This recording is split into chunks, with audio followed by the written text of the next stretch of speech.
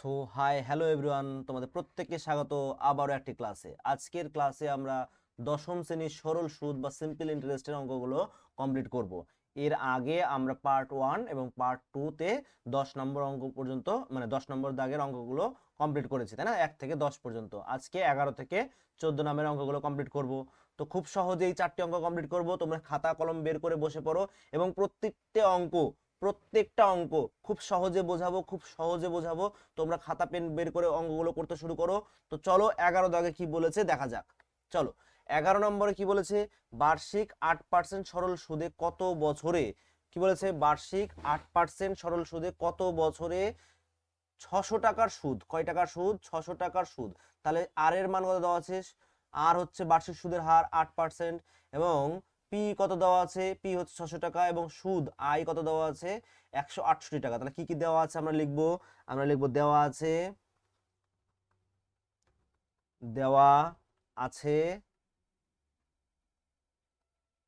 কি কি দেওয়া আছে? বার্ষিক সুদের হার, তাই তো? তাহলে লিখবো বার্ষিক সুদের হার। এটা কত পার্সেন্ট? 8%। কত? 8। আচ্ছা, তারপরে কি আছে? সময়টা আমাদের চেয়েছে, কি চেয়েছে? সময় আমাদের চেয়েছে কত বছরে, তাই না? তাহলে এটা আমাদের কোশ্চেন চিহ্ন। এবং মূলধন কত বলা আছে? মূলধন মূলধন বা আসল আসল কত বলা আছে? পি, তাই তো? কত বলা আছে দেখো তো, এখানে 600 টাকা। কত দেওয়া আছে? 600 টাকা। 600, 600 টাকা। তাহলে আমরা লিখবো 600 টাকা। আচ্ছা, তারপরে কি চেয়েছে? সুদ। আচ্ছা, সুদ দেওয়া আছে, সুদটা দেওয়া আছে। তাহলে সুদ, বার্ষিক সুদ, তাই না? সুদ কত দেওয়া আছে? 168 টাকা। 168 টাকা। আচ্ছা, তাহলে আমাদের সূত্র কি ছিল? I is equal to P T R by 100। আচ্ছা, তাহলে এখান থেকে আমরা কিসের মান বের করতে পারবো? টি এর মান, তাই না? টি এর মান চেয়েছে। তাহলে 100 I divided by P R, কি হবে? P R. তাহলে পি আর। আচ্ছা, 100 ইন্টু আই এর মান কত দেওয়া আছে? 168। কত? 168 ডিভাইডেড বাই পি এর মান কত? পি এর মান 600 টাকা। কত হবে? 600। তাহলে লিখবো 600 ইন্টু আর এর মান কত? 8%। তাহলে লিখবো 8%। এবার আমরা এটাকে খুব সহজে কাটাকাটি করতে পারি, তাই না? আচ্ছা, এই শূন্য এই শূন্য, আর 6-এর এই দুটো শূন্য কেটে যাবে। আর 8 দিয়ে যদি আমরা এটাকে কাটি, তাহলে 8 দুগুণ 16, 8 কে 8, 21, তাই না? কত হবে? 21। এবার দেখো 3 দিয়ে যদি আমরা কাটি, তাহলে 3 দুগুণ 6, আর 3 সাতটা 21। তাহলে অতএব অতএব টি ইজ ইকুয়াল টু কত হবে? 7/2। আর 7/2 কে আমরা কি লিখতে পারি? 3 দুগুণ 6, 1, 3 পূর্ণ 1/2, কত? বছর। কত হবে? বছর। তাহলে আমাদের এটা আনসার। আমাদের উত্তর কি হবে? অতএব উত্তর কত বছরে? 3.5 বছরে, তাই না? 3.5 বছরে। বছরে এটা আমাদের অ্যান্সার। ঠিক আছে, চলো খুব সহজে অঙ্কগুলো কমপ্লিট করছি। ভালো করে দেখো, বোঝো। যেখানে অসুবিধা থাকবে অবশ্যই কমেন্টে জানাবে। ঠিক আছে? আচ্ছা, তাহলে তাহলে দেখো 12 নম্বর কি বলেছে। তারপরে 12 নম্বর বলেছে, যদি বার্ষিক 10% হার সরল সুদে 800 টাকা ব্যাংকে জমা দিয়ে সুদে আসলে 1200 টাকা ফেরত পাই। কত টাকা ফেরত পাবে? 1200 টাকা। কত? সুদে আসলে, তাই না? তাহলে আমাদের ওই টাকা কত সময়ের জন্য ব্যাংকে জমা ছিল? কি চেয়েছে? সময় চেয়েছে। আচ্ছা, তাহলে কি কি দেওয়া আছে? আমরা লিখবো সুদের হার। কি দেওয়া আছে? সুদের হার। সুদের হার সুদের হার আর পার্সেন্ট, তাই তো? আর পার্সেন্ট কত? 10%। আচ্ছা, মূলধন কত বলা আছে? মূলধন মূলধন সমান সমান পি, তাই তো? মূলধন কত দেওয়া আছে? 800 টাকা। এই যে 800 টাকা। তাহলে 800 টাকা। 800 টাকা। আচ্ছা, সুদ যোগ আসল কত দেওয়া আছে? সুদ যোগ আসল সুদ আসল কত দেওয়া আছে? 1200 টাকা। কত টাকা? 1200 টাকা। 1200 টাকা। তাহলে আমি এখান থেকে আসলটা যদি বাদ দিই, তাহলে আমি বলতে পারি সুদ। অতএব সুদ সমান সমান 1200 মাইনাস আসল। তাহলে 1200 থেকে আমরা বাদ দেবো কত? 800 মূলধন, তাই না? আসল আসল বা মূলধন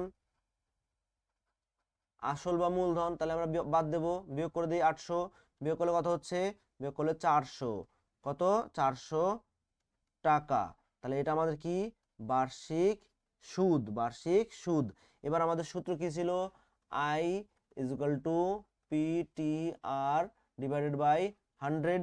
আচ্ছা, তাহলে আমি এখান থেকে কি পাবো, টি, অতএব টি ইজ ইকুয়াল টু মানে সময়, সময় বের করব, তাহলে 100I ডিভাইডেড বাই কি হবে PR, তাহলে 100 ইন্টু আই এর মান কত পেলাম আমরা, 400, কত পেলাম 400, তাহলে লিখবো এখানে 400 ডিভাইডেড বাই পি এর মান কত 800, মূলধন কত 800, তাহলে 800 ইন্টু আর এর মান কত 10%, তাহলে 10।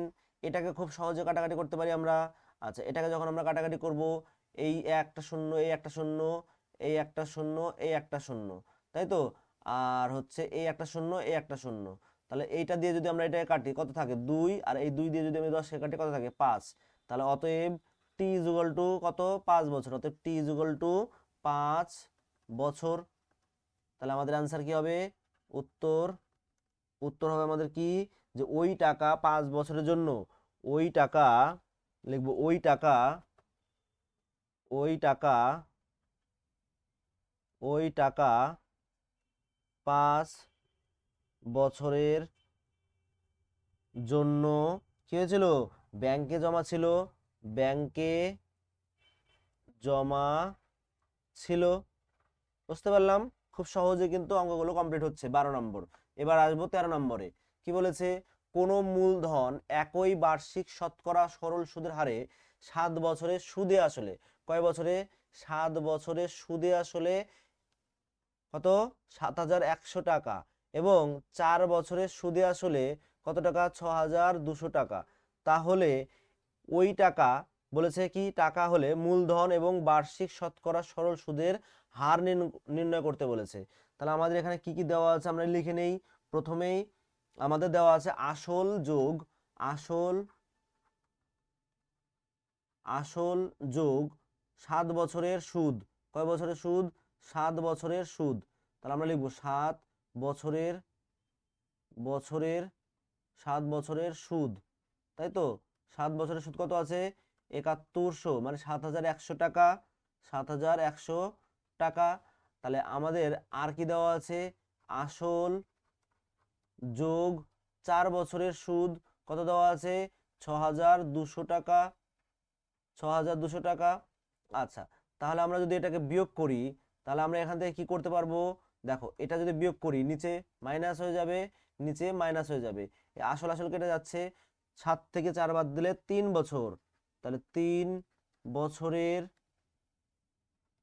3 বছরের সুদ, 3 বছরের সুদ বিয়োগ করো, বিয়োগ করলে কত হবে, বিয়োগ করলে 0 0 62 63 64 65 66 67 68 69 70 71 900 900 টাকা, তাই তো। তাহলে আমরা বলতে পারি যে এক বছরের, এক বছরের সুদ কত হবে 900 ডিভাইডেড বাই 3, কাটলে কত হচ্ছে 300। তাহলে এক বছরের সুদ যদি 300 টাকা হয়, তাহলে আমাদের অতএব 4 বছরের সুদ কত, 4 বছরের সুদ হবে 300 গুণন 4, কত হবে 3 4 1200 টাকা। আচ্ছা, এবার 4 বছরের সুদে আসলে কত ছিল, যেহেতু 4 বছরের সুদে আসলে, আসলে কত ছিল 6200, মানে 6200 টাকা, তাই তো। আর এবং যেহেতু, এবং যেহেতু 4 বছরের সুদ, তাই না, শুধু সুদ, সুদ কত 1200 টাকা। তাহলে অতএব মূলধন, তাহলে অতএব, অতএব মূলধন, মূলধন বা আসল কত হবে, এই 6200 মাইনাস 1200, বিয়োগ করলে কত হচ্ছে, বিয়োগ করলে 5000 টাকা। বোঝাতে পারলাম। আচ্ছা, তাহলে আমাদের কিন্তু মূলধনটা পাওয়া গেল, তাই না। আচ্ছা, এবার আমরা বের করব কি সুদের হার, আমরা কি বের করব সুদের হার। তাহলে আমাদের সূত্র কি, অতএব আমাদের সূত্র হচ্ছে I is equal to P T divided by 100। আচ্ছা, এবার আর ইজ ইকুয়াল টু, অতএব R is equal to 100 into I divided by কি হবে পি ইন্টু টি। তাহলে 100 ইন্টু আই এর মান কত, সুদ আমাদের কত 1200 টাকা, কত পেলাম 1200 টাকা, 1200 টাকা। আচ্ছা তাহলে পি এর মান কত, পি এর মান আমরা পেলাম মূলধন পি ইজ ইকুয়াল টু, তাই না, অতএব পি ইজ ইকুয়াল টু এটা পেলাম কত 5000 টাকা, 5000 টাকা ইন্টু কয় বছরে 4 বছরে, তাহলে লিখে দাও 4। তাহলে এটাকে আমরা যদি কাটাকাটি করি তাহলে খুব সহজেই কিন্তু এটা আমরা কমপ্লিট করতে পারছি, তাই না। এই একটা শূন্য একটা শূন্য, এই একটা শূন্য এই একটা শূন্য, এই একটা শূন্য এই একটা শূন্য কেটে গেল। আচ্ছা 5 দিয়ে যদি আমরা কাটি কত হয় 2, 5 দুগুণ 10, আর এই 4 দিয়ে 12 কাটলে 3। তাহলে অতএব R is equal to 6%, R is equal to 6%। তাহলে এটা আমাদের কি অ্যান্সার।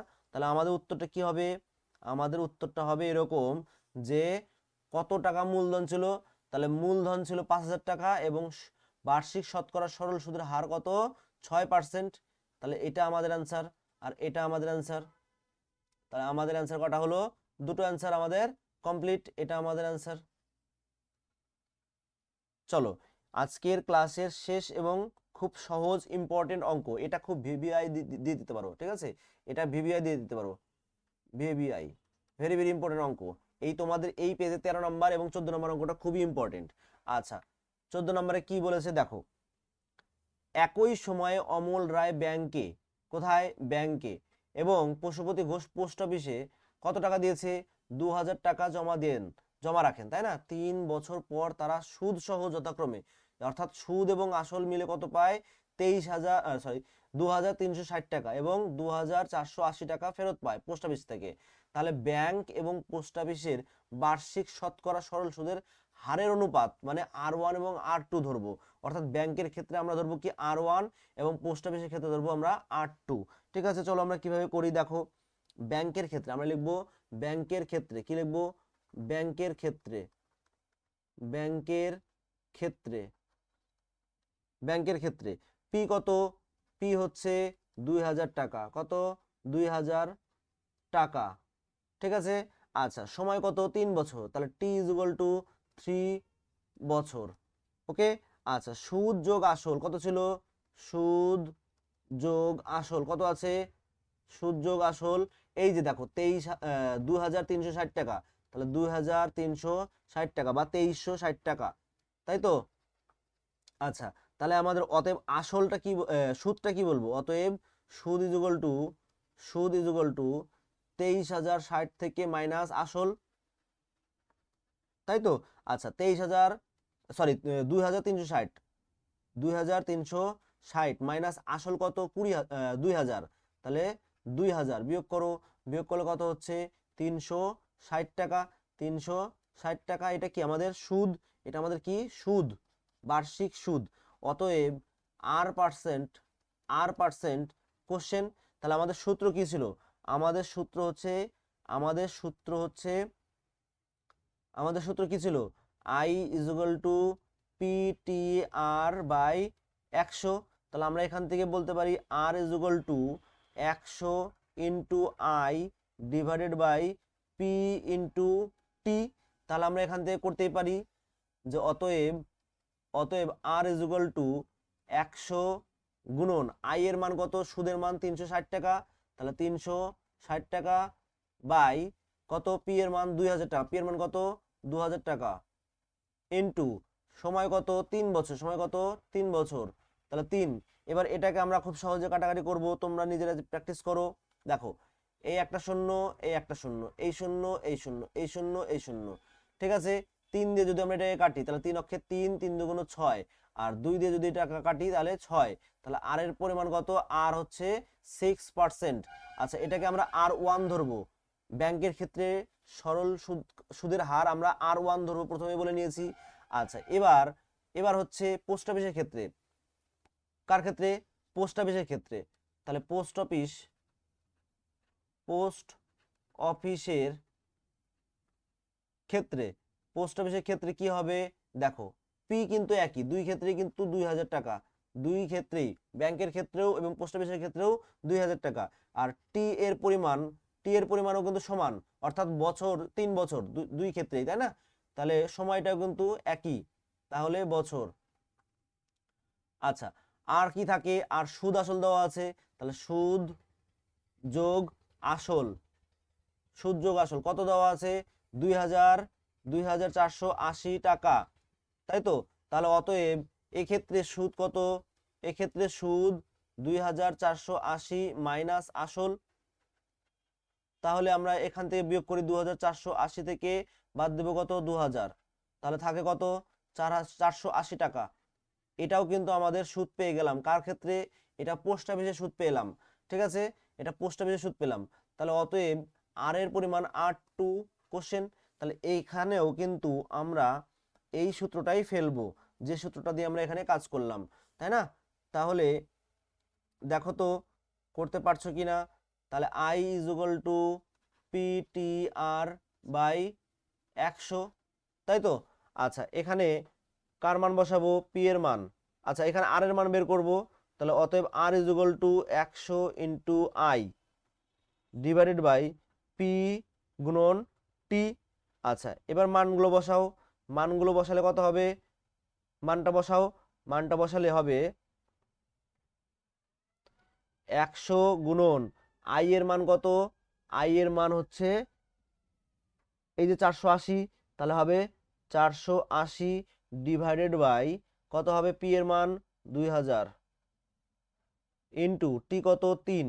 আচ্ছা, এটাকে তোমরা আবার কাটাকাটি করো, তাহলে একটা দুটো তিনটে, একটা দুটো তিনটে, 2 দিয়ে যদি আমরা এটাকে কাটি, তাহলে 2 দুগুণ 4, 4 দুগুণ 8, আর 3 দিয়ে কাটলে 3 আটা 24।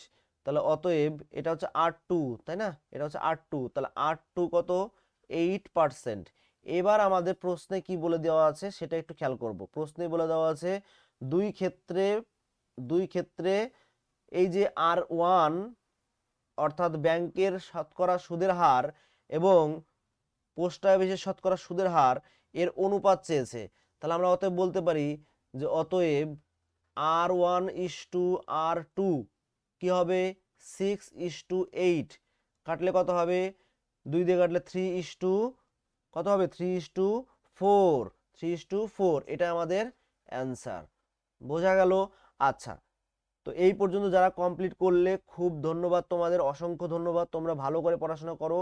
এর পরের ক্লাসে আমরা 15 দাগ থেকে অঙ্কগুলো কমপ্লিট করব, ঠিক আছে? যারা এর আগের ভিডিওগুলো অবশ্যই দেখোনি তারা প্লেলিস্টে গিয়ে দেখবে এবং উপরে আই বাটনে দেওয়া থাকবে, সেখান থেকে দেখে নেবে, ঠিক আছে? আর তোমাদের উদ্দেশ্যে একটাই কথা বলবো যে তোমরা ভিডিওটি অবশ্যই একটি লাইক করবে। তোমাদের জন্য পরিশ্রম করে আমি তোমাদের জন্য অঙ্ক তৈরি করে নিয়ে আসি। তোমরা পরিশ্রম না করে একটা শুধু লাইক করো, তোমরা পড়াশোনা করো, পড়াশোনার প্রতি পরিশ্রম করো। এই ভিডিওতে অন্য কিছু সে সময় নষ্ট না করে পড়াশোনা করো, ঠিক আছে? ভিডিওটা অবশ্যই একটি লাইক করো, বন্ধুদের মধ্যে শেয়ার করে দাও, সাবস্ক্রাইব করো, বেল আইকনটি প্রেস করো। Thank you so much. তো দেখা হচ্ছে পরের ক্লাসে।